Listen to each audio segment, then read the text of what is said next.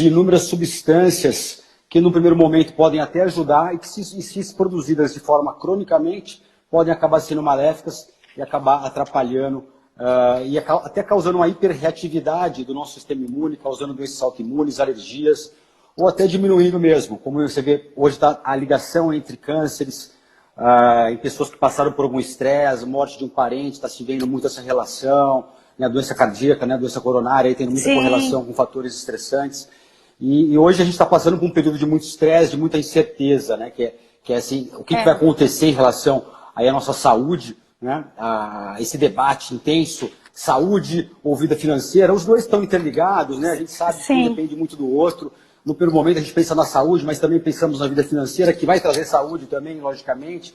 Então, o estresse hoje está realmente sendo o estresse, principalmente o estresse ruim, que é o distress. É diferente do eustress. O eustress é aquele estresse benigno. As pessoas sempre veem o estresse como sendo só maligno, mas não. O eustress é a motivação quando você acorda e você pensou em ter uma ideia para me convidar para uma live, para fazer um novo curso, fazer alguma atividade física. Esse é o eustress, é a vontade de sair da cama. Isso é mediado por um neurotransmissor chamado dopamina, a vontade de você ir para cima. Já o distress é quando já o excesso de sobrecarga, de pressão, aquilo já está te incomodando, até te paralisando. Aí sim é o distress, é o estresse ruim, que é o que muitos podem estar passando agora, se sentindo presos, acuados, incertos em relação à vida financeira. E aí, eu acho que a ideia da live é realmente falar sobre isso, o que a gente pode estar fazendo para estar combatendo esse estresse ruim, né? E a gente usar até o tempo livre, se você for ver, que é bom, né? Você tem um tempo livre hoje para praticar. É bom. Exato. Poxa, a gente sempre quis tanto tempo, né? Poxa, reclama lá, não tem tempo para treinar, não tem tempo para ler, para estudar, e agora a gente está tendo mais tempo aí para conversar, mesmo que de forma online, e aproveitar esse momento, e aproveitar o benefício do eustress, de você sair da cama com vontade. Isso é o que é a ideia daquilo que se falar, não é falar eventualmente da doença, depressão, da doença, ansiedade, e sim de métodos em relação ao estilo de vida e alimentação, e o que pode se fazer para evitar entrar numa depressão, uma doença, né, realmente importante, que a incidência é cada vez maior, um transtorno de ansiedade, também a TAG, né, que é o transtorno de ansiedade generalizado, que sim, é uma doença muito debilitante. Então, o que a gente pode fazer, né? Que realmente são coisas básicas. Tem coisas que as pessoas ficam pensando muito. Eu vi uma seguidora sua falando de soroterapia. Acho que tem muita coisa antes para se fazer, né? Por exemplo, você manter os seus horários de sono e vigília, você dormir cedo, acordar cedo, né? Acordar com a luz solar. A luz solar bloqueia a melatonina que foi produzida à noite, libera o cortisol. O cortisol tem um pico matinal importantíssimo na hora que a gente acorda. E ele que dá essa vontade de sair da cama. Ele tá conectado com a dopamina, que é esse neurotransmissor ligado à motivação. Então, você acordar cedo, se expor à luz é muito importante para bloquear essa melatonina. O que as pessoas às vezes ficam no escuro, às vezes elas postergam muito para acordar. Então, outra coisa, para quem acorda muito, às vezes acorda meio cansado, desmotivado, não comer açúcar logo de cara, ou um alimento muito rico em carboidrato. Porque o pão refinado, né? Alimentos muito doces, isso pode ser ruim, porque o açúcar, quanto mais alto, mais baixo o cortisol. Eu faço um teste pelo SEIB, que chamamos de testes funcionais em endocrinologia, e a gente induz a pessoa à hipoglicemia. Quando abaixa o açúcar no sangue, o cortisol sobe.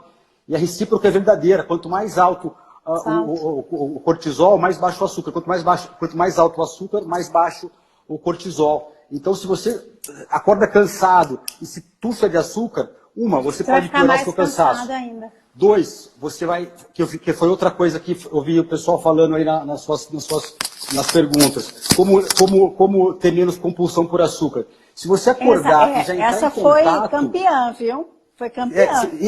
Assim, evita entrar em contato com ativar o paladar doce. Se você entrar em contato logo de manhã com duas substâncias que eu considero muito viciantes, que te levam à compulsão, como o açúcar e a farinha de trigo, aquilo gera um estado de compulsão. Então, o que você faz logo ao acordar é determinante no que você faz ao longo do dia. Você imagina se você realmente tem esse problema com açúcar, por exemplo. Primeira coisa, básica, né? Não tem em casa. Se a gente tem em casa, logicamente você ficar vendo aquilo, te tentando, até quem não tem problema de compulsão pode ficar com compulsão. Eu não tenho compulsão por açúcar, mas eu estou num restaurante, vou almoçar, vejo ali aquele bis ali, vejo um alpino, quem não fica com vontade? Todo mundo. Mas a diferença é, você tem a vontade ou você vai às vias de fato, né? Vontade todo mundo vai ter. Você vai ter vontade de continuar na cama, vontade de comer um monte de guloseima, mas eventualmente você não vai às vias de fato. Você tem vontade de matar alguém, você não vai matar porque sabe que você pode ser preso, então você prefere só passar raiva. Então, vontade, as pessoas me escrevem assim, doutor, eu tô com vontade de comer chocolate. Eu falo, poxa, eu também tô. Eu acho que ter vontade não é nenhum crime. As pessoas vão ter. Agora, como a gente combater essas vontades que podem eventualmente nos atrapalhar em algum objetivo, não vejo nenhum problema. Se você também não está focado aí em melhorar sua forma física, em ter eventualmente mais saúde em relação aos seus níveis de açúcar, colesterol, você pode comer o que você quiser. Isso é só o que eu vejo e o que eu passo de dicas, orientações que eu faço em mim, em pacientes, para que a gente consiga ir além e parar na vontade e não ir às vias de fato, né? E uma delas é isso, você acordar e eventualmente não entrar em contato já diretamente com algo muito doce, senão você vai ativar aquela vontade de comer doce, farinha de trigo o dia inteiro, se você entrar com... Por isso que o jejum muitas vezes matinal é bom, até para domar, ele sensibiliza a leptina, ele faz com que você vá tendo um maior poder sobre as suas vontades, né? Não sei se você pratica o jejum aí de vez em quando, Nívia.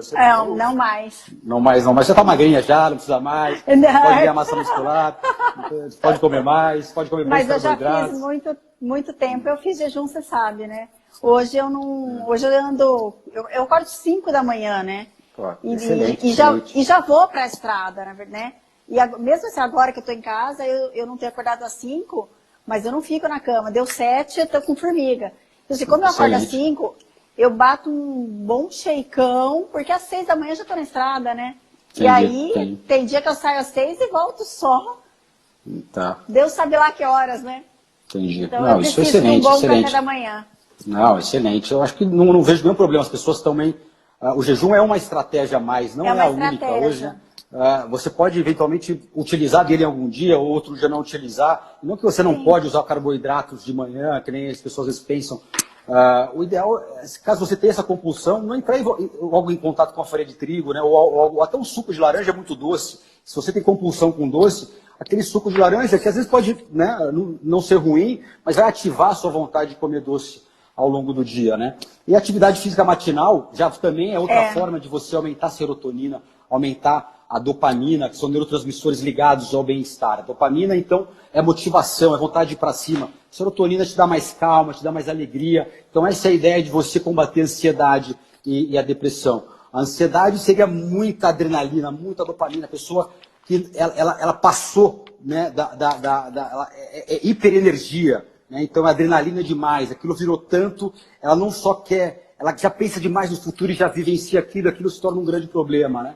E o exercício físico se mostrou importante na modulação da dopamina, combatendo essa hiperenergização, vamos dizer assim, que se transformaria numa ansiedade generalizada, né? Assim como na depressão. Então, você evitar, né, se informar, né, uma vez ao dia. Se você ficar o dia inteiro vendo notícias ruins, não vai ser bom. Né? Não vai ser bom. Física, você colocar para dentro de você, para dentro do seu intestino, para você povoar suas células intestinais, a sua flora intestinal com bons alimentos. Isso vai ser determinante também na produção de serotonina e dopamina. Então, hoje está se vendo que 70% dessa dopamina, dessa serotonina, é produzida via intestino, principalmente pelo nervo vago. Então, o que você come vai ter também ação sobre o seu sistema psíquico, seu sistema nervoso. Então, é falado, né? Alimentos anti-inflamatórios, né? Berries, né? Frutas, vegetais, né? Alimentos orgânicos, tudo isso acaba sendo muito benéfico para a sua flora intestinal, bastante água, tudo isso ajuda na modulação da flora e na produção da serotonina e da dopamina, evitar muitos adoçantes artificiais, né? O açúcar, tudo isso altera a flora, né?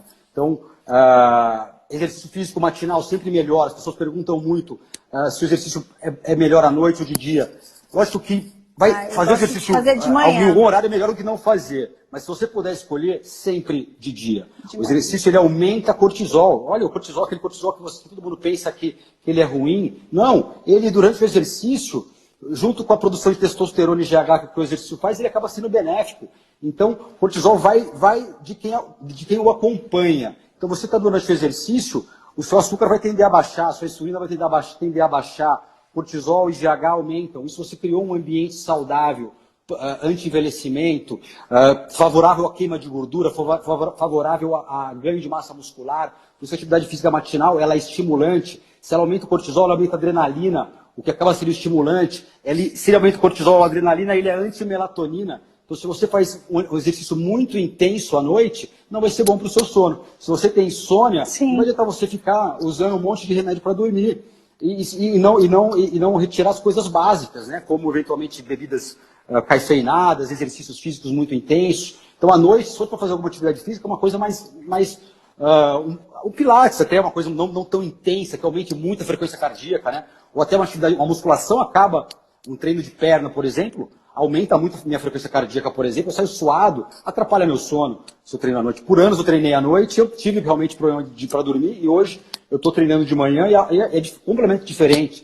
Até para energia ao longo do dia. Então, cortisol de manhã, melatonina à noite. Esse é o relógio biológico cerebral, central, glândula pineal. Então, luz faz cortisol. Ao longo do dia, aquele cortisol vai diminuindo, chega à noite. Se a gente não tivesse interferência da luz, o cortisol está mais baixo, a melatonina começa a subir. Então, é uma gangorra. Cortisol, melatonina, cortisol, melatonina. Aí, se você vai à noite e faz algo muito estimulante, muito cortisol, pouca melatonina. Você criou um ambiente do dia à noite, né? Assim como pessoas que dormem, por exemplo, mais de 1 hora, ou até mais de meia hora até, durante o dia. Quando você dorme, você libera muito melatonina e cortisol. Lembra que eu falei que cortisol e melatonina são antagônicos. Então, durante o sono, sua melatonina está mais alta e o cortisol está mais baixo. Você dormiu à tarde, você já criou esse ambiente. Imagina se você dormiu do meio de meia a 1h30. A 1h30 da tarde, você acorda com cortisol das 6 da manhã.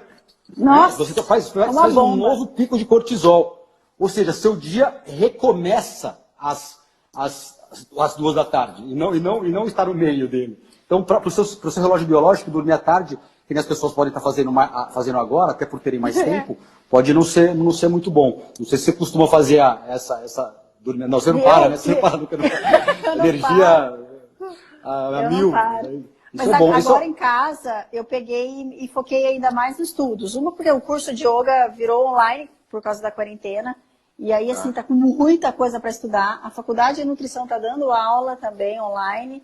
Então, assim, eu não tô em casa, mas não tem tempo para dormir à tarde, não. Às vezes até, sabe, dá um curso de yoga, dependendo do tema, vai dando aquele soninho, mas fala, acorda. O que se fala que a siesta, né, a famosa siesta espanhola, diz que é 20 minutos, até 30, é isso 30 mesmo? minutos. Exato, aí você acaba não dando tempo de você ter essa liberação hormonal durante a liberação hormonal durante esse período. O que aí seria até favorável e melhoraria até essa concentração à tarde, né? Então até meia hora não veria como problema. Já à noite, já mais do que 1 hora durante o dia não seria nada bom, né? Então, os pilares para a gente ter essa liberação de serotonina, a alimentação limpa, clean, né? Então, evitar alimentos industrializados, alimentos processados, né? Comida, o que a gente fala, comida de verdade, seja você vegetariano, seja você onívoro, né? Quanto mais clean a comida, melhor para a sua flora intestinal, né? Os exercícios físicos durante o dia, de extrema importância, mesclar atividades de força com atividades aeróbicas sempre é benéfico, né? Uns querem fazer mais aeróbico, outros mais musculação. O equilíbrio sempre é bem-vindo, uma atividade dinâmica, ou que melhore sua agilidade também. Então, pense num homem pré-histórico, né? O homem pré-histórico, ele eventualmente ia migrar, né? Então ele precisava fazer uma atividade de longa duração, uma caminhada longa, outra hora ele precisava fugir, ele precisava de uma atividade mais intensa, outra hora ele precisava carregar uma pedra, uma atividade de força. Então, se a gente conseguir mesclar, né, força, agilidade, atividade aeróbica, isso vai ser excelente para a nossa composição corporal e para o nosso envelhecimento saudável do ponto de vista cerebral e de composição corporal. Então, mesclar é sempre mais bem-vindo. O aporte de vitamina D, que hoje a tendência as pessoas terem uma diminuição na tem essa vitamina D. pergunta para você também, sobre a vitamina D. Pediram para você falar e inclusive sobre um estudo que tem em relação com o coronavírus. Aí você já engloba tudo aí pra gente. Já se fala há bastante tempo dessas relações da vitamina D com imunidade, hoje está cada vez mais se apregoando relações da vitamina D com vários aspectos de saúde, ainda são contestados, tem muita polêmica em cima disso, não dá para ainda fincar o pé em nada, tá? São estudos, quando você fala estudos ou artigos, o que saiu agora não foi um estudo, foi um artigo, tá? Que já sofreu algum tipo de crítica, até porque a mídia acabou divulgando muito isso, e se cria um excesso, né, até pelo momento, um exagero de como se fosse uma nova cura, e não é isso. O que se viu é que pessoas que estavam confinadas, idosos, tinham uma deficiência de vitamina D e coincidiu com uma gravidade, e teve um fator, talvez um fator causal, um fator de relação entre uma hipovitaminose D e uma exacerbação da doença, que ainda também não é tão comprovado, tá? Mas se viu essa relação, e teve um estudo recente que mostrou que pessoas que tinham, saiu até no British Medical Journal, que é um jornal muito conceituado, falando que pessoas com nível de vitamina D abaixo de 25 nanomols por litro teriam mais infecções respiratórias. Então, se a gente conseguisse manter um nível mais saudável, já seria suficiente. Sem dúvida, o sol, se você conseguisse expor aí 20 minutos uma vez por semana, você já consegue ter uma elevação de 10.000 UI, UI no sangue. Seria equivalente a tomar uma dose de 10.000 UI. Se você conseguisse expor, por exemplo, no verão, durante meia hora, às 11h30 da manhã, meio-dia, já seria suficiente para você passar uma semana toda com um nível melhor de vitamina D. O que acontece é que muitas vezes a gente não consegue fazer isso, principalmente agora, né? A gente mora numa cidade, principalmente nós que moramos em cidades urbanas, não vamos a clubes todas as horas, né? Muitas vezes chega o fim de semana, está chovendo, você não se expõe, às vezes quando se expõe você acaba colocando protetor solar, então está se vendo uma maior incidência de deficiência de vitamina D, né? Porque realmente as pessoas passaram a se proteger mais do sol, né? Envelhecimento também diminui a síntese, obesidade, o excesso de magreza também acaba sendo ruim para a produção de vitamina D. Então, são vários fatores que atrapalham, por isso que a mensuração é importante, eventualmente suplementação, eventualmente até com a própria exposição solar, né? Então, não necessariamente todo mundo vai ter que tomar vitamina D à torta direita. Eu vejo vários pacientes que não tomam e têm níveis ótimos. Tem nível de 50 nanomols por litro e está excelente. Eventualmente não precisa suplementar. Né? A minha vitamina D é alta e eu não suplemento. Ela é altíssima. Então, isso você, não sei se você se expõe ao sol frequentemente, como é que é? Pela minha cor, você já sabe que não, né? Não muito. Não muito, não. Não mas eu tenho o período que eu não passo protetor e fico meus 15 minutinhos, então... Mas a pele mais clara, ela até é favorável a maior síntese, né? Quanto mais melanina, quanto mais cor na pele, menor a síntese a partir do sol. E as pessoas mais claras, elas acabam com pouco sol já estimulando a produção de vitamina D. Né? Mas também aí as pessoas mais claras passam também mais protetor ou fogem mais do sol, né? Então, por isso que o ideal é sempre estar fazendo uma avaliação desse nível sanguíneo de vitamina D, né? Para realmente suplementar ou não. E próprios fatores genéticos. Tem pessoas que... Tem um exame que eu fiz recentemente, que é um exame, faz um mapeamento genético interessante, e mostra que a síntese de vitamina D também está linkada a um fator genético. Eu já percebi até, tenho essa alteração genética e eu sempre venho com um nível mais baixo se não suplemento. Sempre é 20, 25, sem suplementação. E com suplementação consigo ficar em torno de 50 a 60, né? E está se vendo que a vitamina D até tem a relação também, são estudos, artigos, nada também, quando você fala num estudo ou artigo, não está se provando nada, não está uma orientação, está se sugerindo isso, que a vitamina D pode também ter relação com a serotonina, e por isso que também as pessoas que moram em países nórdicos, por exemplo, teriam uma tendência mais alta ao suicídio ou mais depressão nesses países, mesmo você não tendo violência, você não tendo problemas urbanos como a gente tem aqui, pessoas que não têm problemas financeiros, né, não têm problemas na saúde, na educação, e tem mais depressão que a gente, né? Lógico que isso não é um fator causal, mas poderia ter um pouco de envolvimento também da vitamina D. né? Então ela pode sim modular a serotonina. Tem uma pessoa aqui perguntando se tem relação da vitamina D e pressão baixa. A vitamina D ela pode estar envolvida na hipertensão por correlação com o sistema, chama sistema renina-angiotensina. E alterações nesse sistema aumentam a pressão. Então, pessoas com deficiência de vitamina D podem ter aumento de pressão. Falar que a vitamina D vai ter pressão baixa, eu já não acredito. Será que é essa a dúvida dela? Ela está achando que... Pelo que eu li aqui, até vou ter que voltar que já subiu bastante. A falta de vitamina D tem relação com a pressão baixa? Não, esse já falou que seria pelo contrário. A falta de vitamina D teria a relação com a hipertensão. Né? Então, a pressão baixa, o que eu vejo, o maior motivo de pressão baixa que eu vejo, na verdade, é pessoas com pouca massa muscular, pessoas menores, com uma composição corporal mais magra. O músculo traz muita água para o corpo, que tende a aumentar a sua pressão. Por isso, pessoas mais fortes, às vezes, tendem a ter hipertensão, e muito músculo poderia até fazer um excesso de uma hipertrofia do ventrículo esquerdo por hipertensão. Seja com uso de esteroides, ou seja só com uso de musculação, ou só com uma prática excessiva de atividades de força, podendo realmente sobrecarregar o nosso sistema hídrico, né? Então, pessoas com pouca massa muscular podem ter hipotensão, sim, tá? Essa é a maior causa que eu vejo no dia a dia. O que mais perguntaram aí pra gente? Ela perguntou aqui, jejum intermitente, Grande Claudião, muito obrigado aí. Se tem alguma contraindicação. Não, contraindicação não tem, né? Mas precisa ver como que ela se encontra nesse momento, né, Beto? Deixa o médico falar que é mais fácil.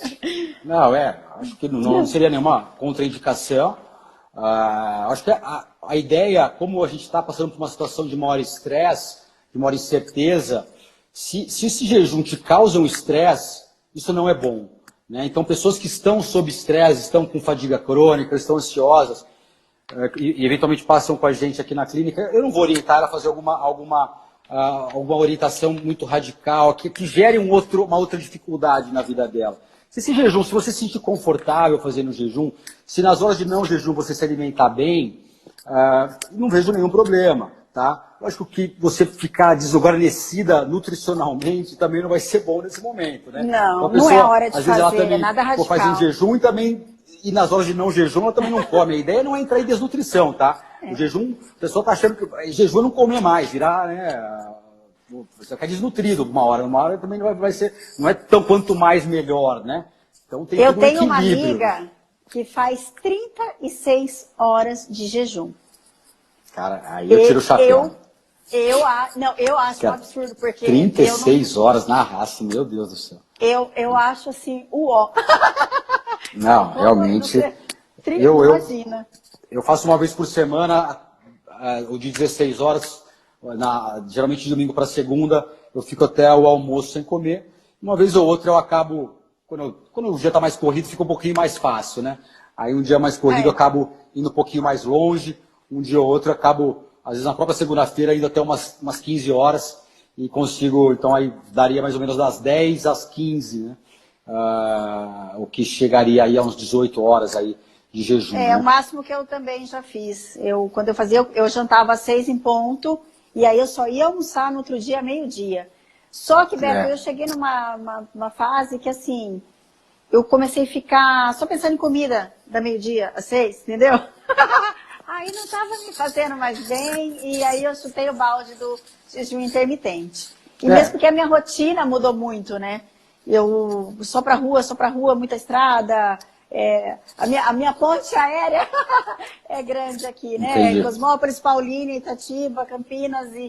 Então o jejum não entra mais na minha rotina de jejum. E a sua própria composição corporal hoje, Lívia, ela já você não tem mais tanta necessidade. O que eu percebi também, que pessoas que eventualmente não têm resistência à insulina, não têm glicemia mais alta, hemoglobina glicada elevada, alteração dos níveis de colesterol, não são inflamadas, elas não veem, às vezes, benefícios mais palpáveis no jejum.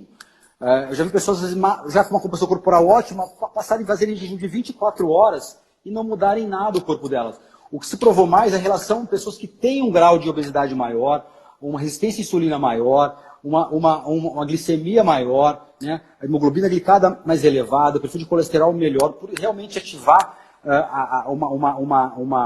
uma enzima que se chama AMPK. E essa enzima ela ativa uma cadeia de processos benéficos à sensibilização da insulina. Ela diminui a inflamação, ela diminui o açúcar no sangue, ela melhora o perfil de colesterol, ativa a lipólise, promove a longevidade. Então, o jejum seria mais benéfico nessas pessoas. Em pessoas que já eventualmente já estão com uma sensibilidade mais alta à insulina, como é o seu caso, que tem um perfil de insulina mais baixo, às vezes até fica com um pouquinho de deficiência de massa muscular, a bioimpedância.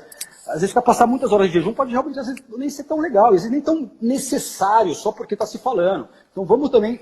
Eu advogo a favor de você personalizar. Todo mundo tem que tomar vitamina D? Não.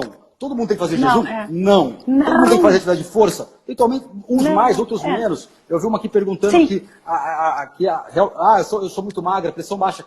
Pode ser, eu vejo isso, essa correlação entre mulheres com pouca massa muscular e pressão baixa é muito notório. São pessoas que eventualmente vão se beneficiar de mais treinos de força do que treinos aeróbicos longos.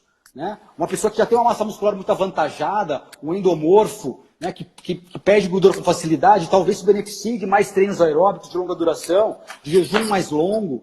Né? Uma pessoa que não tem dificuldade de ganhar massa muscular, para que ela vai ficar fazendo 24 horas de jejum?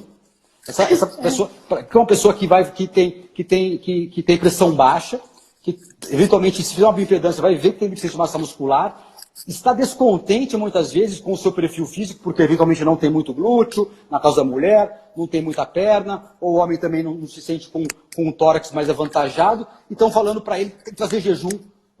Aí ele vai eventualmente entrar em catabolismo, né?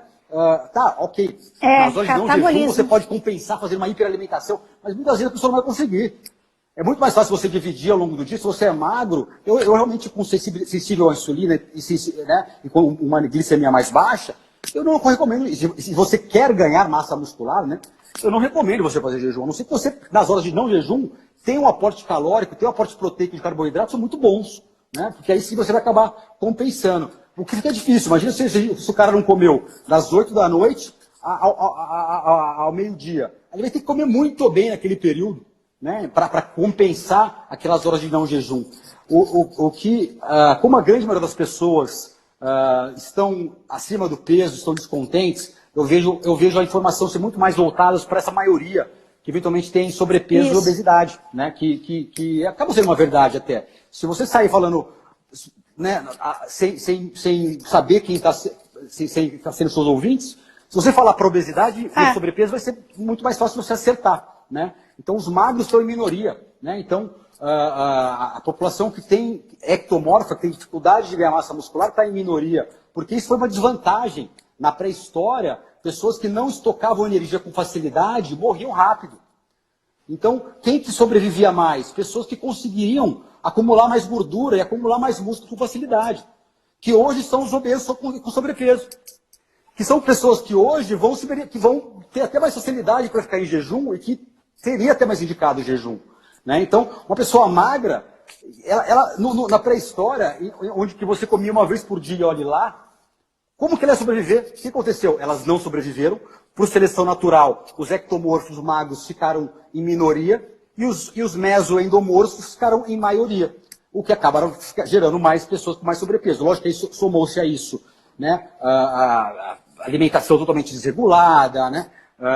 Inúmeros fatores aí que tivemos nos últimos anos, alimentos processados, né? Orientações nutricionais que, ao meu ver, não foram de acordo né, com o emagrecimento, pelo contrário. Então, isso tudo fez com que essa seleção natural fizesse com que tivéssemos mais obesidade, né, nos últimos anos. Então, estão em maioria. Mas a tendência agora é o contrário. Porque agora, o que vai acontecer? As pessoas com sobrepeso e obesidade, né, vão eventualmente morrer mais cedo, vão acabar se reproduzindo menos também, e vão acabar ficando em minoria. Então, a tendência é a gente, com uma maior facilidade em ter comida, os magros passarem a ser maioria, né? E a gente ter menos, eventualmente, casos de obesos também não se cuidem, né? Com conhecimento hoje, a ideia é que pessoas com sobrepeso e obesidade acabem se cuidando e evitando aí a morte precoce, né? Porque a gordura é inflamação, né? Sem dúvida, sem dúvida. Gordura, inflamação não faz bem.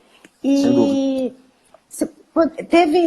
eu não anotei, né, antes do nosso bate-papo, mas teve uma seguidora minha que ela perguntou como perder a gordura da circunferência abdominal, mesmo estando em quarentena. Eu não ia colocar aqui, mas aí agora, como a gente já adiantou bastante, eu acho que dá tempo de você dar umas dicas para ela. Perder a gordura abdominal mesmo em quarentena?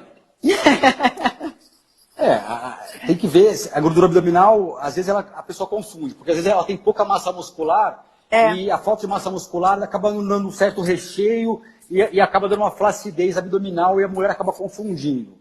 Né? E se for esse o caso, eu recomendo fazer atividades de força, né? Um treino funcional, né? Sempre é bem-vindo, uma atividade, mesmo que seja com o peso do próprio corpo, você manter uma alimentação, né? Com um bom aporte calórico, proteico e de carboidratos, caso você seja mais magra, com flacidez abdominal. Caso você seja aí mais fortinha, né? Você já perceba que tem mais massa muscular, né? Tendendo mais ao sobrepeso, aí sim se resguardar, aí sim fazer o jejum, fazer uma atividade física aeróbica em jejum, né? Comer menos carboidrato, aumentar o aporte de proteína, o aporte até de gorduras, né? Para facilitar a sua saciedade, né? Evitar o açúcar, evitar a farinha de trigo, tudo isso acaba ajudando você a eventualmente queimar a gordura, né? Então, se manter, seriam as mesmas indicações. Aqui a gente tem mais dificuldade agora porque a gente está sem academia. Então seria mais difícil a gente ter uma rotina melhor em atividade física. Mas não acho que isso também seja um grande problema, né? Afinal, estamos também com o tempo. Então não veria nenhum problema. Eu tenho feito um treino da Calça AD. Ela tem um aplicativo, né, pelo Hotmart. E são boas as aulas. Eu tenho feito. Eu termino aqui em casa suada das aulas dela.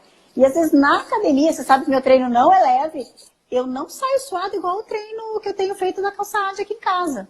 Caramba, que legal. Dá para fazer. O pessoal acaba se acomodando, né? E, né, a gente tendo, a academia acaba sendo poxa, tem o fator social, tem o fator ali que você se comprometeu, pagou, então acaba sendo um estímulo, né? Agora você tá na sua casa, se levantar ali acaba tendo esse gatilho, né? Precisa desse gatilho para você começar a fazer, né? Mas eu produzo muito mais o dia que eu já acordo, espero um pouquinho, dá umas 9 horas eu venho aqui, faço alguma coisa, eu faço yoga, eu faço treino da cal, aí eu consigo começar a produzir. Porque senão eu fico aqui, daqui a pouco eu estou na cozinha, estou abrindo a geladeira, vendo o que tem. Sim. É assim, eu já percebi desses dias, eu estou confinada há 18 dias. E assim, o pessoal, o que você precisa para estimular, é ir. Não tem nenhuma fórmula mágica para você mudar um hábito, começar. Então, depois de 20 dias você fazendo aquele novo hábito, aquilo se insere na sua rotina. Né? Não gosto de fazer musculação. Sinceramente, eu também não gosto. Não é gostoso fazer musculação. Eu aprendi a gostar sendo sua paciente. Porque eu lembro como se fosse hoje, primeira consulta minha, você mandou eu fritar 9 quilos de gordura e mandou eu pegar e criar vergonha na cara e me matricular numa academia. Eu passei a gostar. Você passa a gostar do resultado, você se acostuma. Tudo, né? Não que você goste porque seja prazeroso ficar com uma barra nas costas. Realmente. Eu tenho um orgasmo com fazer agachamento. Ninguém tem. Eu duvido. Ai, que tesão fazer, né? Levantamento terra, é delicioso. Não é delicioso, é gostoso. Poxa, não é possível que alguém tenha prazer imenso, né, fazendo, né, uma atividade de força que está te esmagando praticamente, né? Aquilo lá, lógico, aí a produção de dopamina e serotonina que vem depois do treino acaba sendo benéfico, você se sente bem, aquela sensação de dever cumprido, e depois você vê o resultado, né? A gente acaba se viciando muito mais no resultado, né, do exercício. Fui lá, tive resultado, quero mais, né? E aí, do que necessariamente você ter prazer durante. Eu vejo como um remédio que você tem lá e fazer e pronto, vai lá e faz, e acabou, e aquilo vira uma rotina, e você começa a ver um benefício. Tem que colocar na balança. O que você prefere? Eventualmente passar por isso, por um certo sofrimento ali durante aquele momento, mas se sentir bem consigo mesmo, com a melhora de autoestima, ou não ter sofrimento e ficar com autoestima péssima. É simples, né? Você pode escolher entre esses dois cenários. Né? As pessoas querem... Não, elas não querem passar o sofrimento nenhum, ela quer continuar comendo chocolate tudo e quer ficar com a autoestima boa. Não vai dar, né? Eu acho que vai ter que... A pessoa mentalmente, seja tomando algum medicamento, suplemento, indo no psicólogo, fazer uma terapia, seja o que for, fazer alguma coisa para tentar você vencer equilibrar isso aí, né? Essas dificuldades, eventualmente, de passar por um leve sofrimento ali para chegar num objetivo, né? Tem gente que vai ter que passar por sofrimento para ter sucesso na vida, para crescer, para ganhar dinheiro, para colocar comida em casa, né? Senão não consegue nem comer, né? Então... Eu confesso que, na verdade, assim, o que eu também queria lá atrás, né? Eu mudei. Todo mundo quer um milagre. Ninguém quer ter aquele esforço, porque realmente não é fácil. Eu lembro, o meu primeiro ano foi torturante. Eu queria morrer de ir para clipe, encarar o Rafa com aquelas anilhas gigantes. Era tortura. Aí eu fui, e você sabe que meu processo foi lento, né? Meu organismo foi assim. Só que a cada pequeno sucesso que eu tinha, eu aprendi o que? A comemorar. Então, assim, é isso que a gente, e o geral das pessoas, não quer. Você quer resultado imediato. Sim. Eu quero fritar 10 quilos de gordura em 3 meses, ficar sarada, 6 packs. Não vai ter. Não Comigo, eu levei 3 anos para chegar onde eu queria, e ainda vou dizer que não tá bom. Sim, mas a gente é normal, vai ser um eterno insatisfeito com o corpo. A gente não vai... Todo mundo que... Você pode pegar as pessoas mais admiradas esteticamente, elas estão insatisfeitas, né? E eu acho que o excesso também vai ser até ruim, né? Talvez gere um transtorno de ansiedade, mas tudo é normal, as pessoas sempre estarem insatisfeitas e você usar essa satisfação até como um fator motivacional, né? Até também respondendo uma pergunta que é bem comum, a Marjorie, aí a mulher de um grande amigo meu, perguntou aqui se o whey deve ser consumido antes ou no pós-treino para melhor ganho de massa muscular. O que está se vendo hoje, Marjorie, aí para todo mundo que pergunta desse consumo de whey, hoje uma paciente minha perguntou sobre isso também, é você ter um bom aporte proteico para a sua composição corporal ao longo de 24 horas. Né? Então, o whey você pode eventualmente consumir longe do treino. Acaba sendo um facilitador para que você atinja a sua meta proteica. Então, eventualmente você pode treinar à noite e fazer um shake de manhã com whey protein. Eu faço isso muitas vezes. Quando eu treinava à noite, às vezes fazia um shake matinal. Mas eu tinha uma meta proteica diária, né, que eu estabelecia e tentava bater aquilo espaçando. E o ideal é que vocês espacem. Comer muita proteína durante um momento só, a absorção não é boa. Então, o ideal seria espaçar ao longo do dia, do momento que você está acordado, logicamente, né? Então, não tem essa... Tinha aquela coisa do time ali pós-treino, você tinha que fazer a suplementação. E também você pode chegar em casa e comer um filé de frango, um filé, ovos, um alimento sólido de pós-treino, né? Lógico, comer um filé antes do treino, já ir treinar pode não ser interessante para a digestão, mas o que vale é ao longo do dia. Perfeito, Beto. Perguntar. Eu tô rolando aqui, teve bastante pergunta, mas acho que eu perdi. Na verdade, também sabe o que eu acho, Beto? Muitas pessoas, assim, né, sempre prolongaram. Por exemplo, passou o ano novo, eu vou fazer dieta. Mas pensando bem, vou fazer dieta depois do carnaval. Aí o que aconteceu? Quando veio a quarentena, vocês vão falar, nossa, é agora que eu não vou fazer mais nada, né? Tem muito disso, né? A pessoa vai postergando. E aí agora né? Toda a culpa é da quarentena.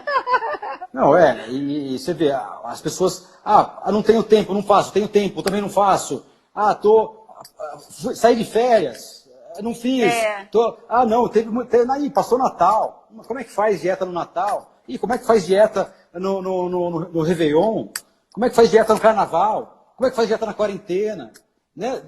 As pessoas acham que vai acabar, né? Que vai chegar um momento da vida que você vai ficar numa bolha e você vai ficar lá e não vai ter nenhuma tentação, e ninguém te chamando para nenhum evento, né? Vou começar porque vai ter só a última festa nesse sábado, na segunda eu começo. E no outro sábado não vai ter. Ninguém vai te chamar para nenhuma festa, né? Sua mulher, seu marido, seus filhos, seus pais não vão fazer aniversário, né? Não vai ter nenhum evento mais social, né? Ninguém vai casar, ninguém vai te chamar para nada. Então, você vai ficar isolado ali negando todos os seus eventos sociais, né? Então, também chegar num equilíbrio aí entre você ter uma vida social, que todo mundo vai ter, eu tenho, todo mundo que chegou num corpo admirado aí, que eventualmente seja admirado por alguém, que conseguiu chegar nesse equilíbrio entre você ter esse prazer social e estar num corpo que você se sinta bem também. Eventualmente, se você também não quer chegar nesse corpo, também, não vejo nenhum problema, tá? Não, o pessoal começa a falar que é gordofobia, não sei o quê. Vigorexia. Tomar cuidado do que a gente as fala. Pessoas estão, e as pessoas que estão me procurando, eventualmente, que me acionam e também estão nos seus cursos, elas são pessoas que estão interessadas nisso, né? Então, por isso a gente também dá tanta informação disso, porque elas estão atrás disso. Né? Então, se você realmente não está atrás, aí eu já recebi essa crítica, a gente porque só fala disso, mas, as pessoas que me seguem, eu fiquei conhecido falando disso, eventualmente, como outros colegas foram falando de, eventualmente, como chegar num corpo desejado, né? Como, eventualmente, o que tem para se fazer de forma saudável, não saudável, tipo, ou seja, o papo do nosso meio é esse, né? Então, não é nenhuma ojeriza contra quem não quer, tá? A ficar dessa forma. É só porque as pessoas nos acionam pensando nisso, né? E você está atendendo online agora, nessa época? Maioria aqui online. Maioria online. Maioria online. E teve uma que perguntou aqui a grande Aladino, perguntou o que faz para prevenir. Para prevenir, por enquanto, é só confinamento mesmo, Aladino. Essa é a melhor forma, principalmente, né, quem pode aí não, né, lógico que também tem profissões aí que não tem como não trabalhar, mas quem pode realmente, confinamento é o que realmente ajuda na prevenção. E, eventualmente, o que a gente está falando aqui para a imunidade, né, como suplementação, alimentação, atividade física, né, uma coisa só não vai ser, como vitamina C previne o coronavírus. É como você falar se a testosterona faz você ficar forte.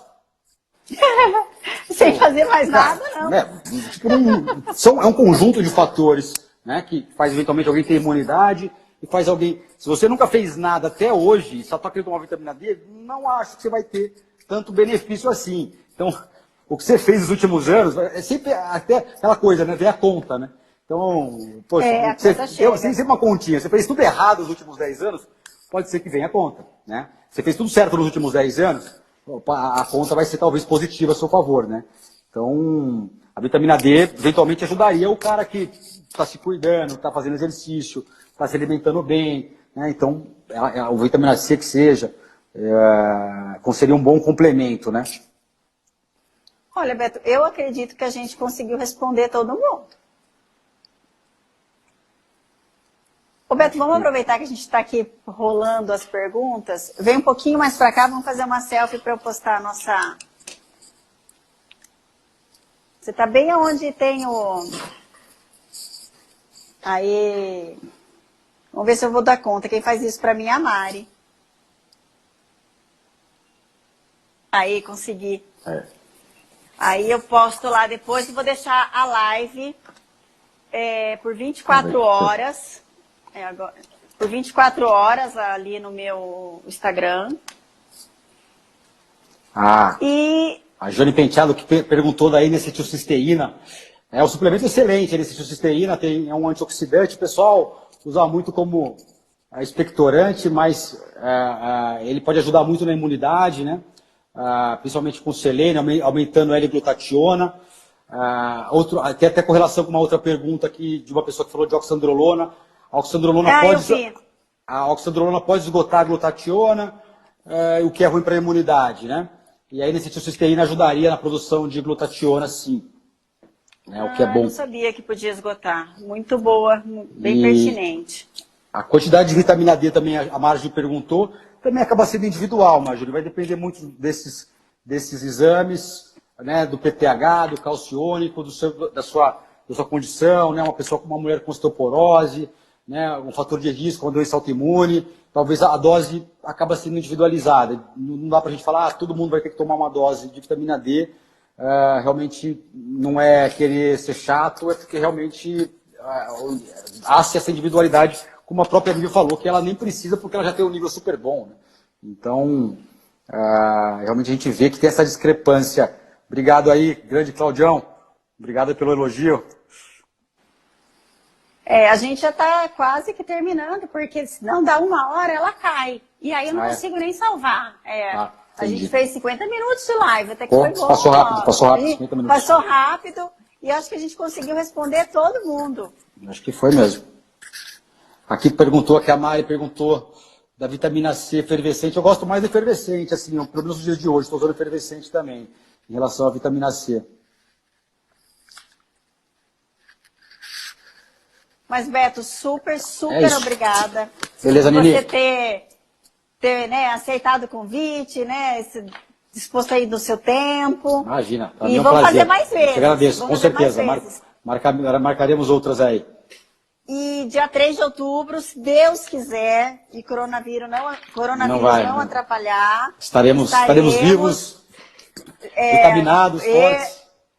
Com o Vitor Sorrentino, Legal, a Paula Campozan, a Kari Talima e a Mariana Mendes falando sobre ansiedade, sobre depressão, numa visão funcional. Ia ser mês que vem, né? Maio, né? Ia ser maio, dia 30 de maio, mas tudo cancelado.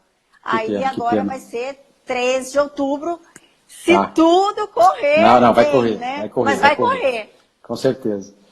Mas isso aí, obrigado, Roberto, Nini. muito obrigada. Outras. Valeu aí, pessoal, que esteve aí. Espero que vocês tenham gostado. Qualquer dúvida aí, me procurem aí em inbox. Se eu puder responder, será um prazer. Tá bom? Boa noite, pessoal. Tchau, tchau. Obrigada, Beto. Tchau, beijo, tchau, tchau. Obrigado. O Luiz está aqui te mandando um abraço. Manda outro. Tchau, tchau. Tchau, tchau.